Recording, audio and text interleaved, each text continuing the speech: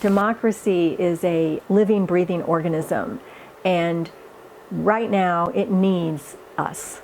At the oldest and largest independent bookstore in St. Louis, owner of Left Bank Books, Kris Kleindienst, and her team are fighting growing efforts to ban books from public school libraries across the U.S.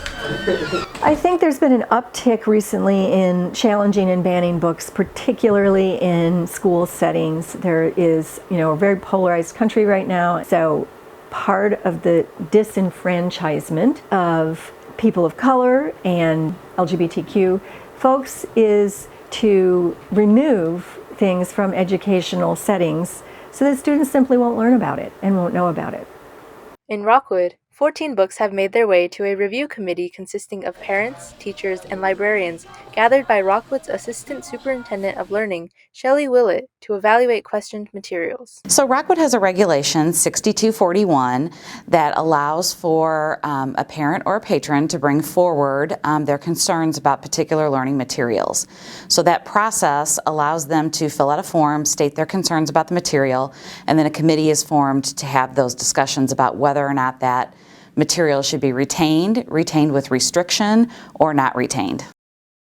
The bookstore's initiative to provide banned books for free for anyone interested began in February 2022, after Wentzville School District removed Toni Morrison's The Bluest Eye. The Literacy and Justice Project is something that Left Bank Books started in response to the Wentzville School District removing 4 books from their library shelves, and there was a lot of concern about this. Our customers were already coming to us asking, what can we do? What are you going to do? How are you going to respond? So we decided that we had the ability to raise money and actually get copies of these challenged books and give them away for free to people who otherwise wouldn't have access to them. While Wentzville School Board's previous removal of the novel was recently rescinded, allowing The Bluest Eye to return to Wentzville libraries, Assistant Manager Danielle King stresses that Left Bank's fight is far from over. I would love there to be enough groundswell of grassroots level folks just constantly saying this is actually not okay.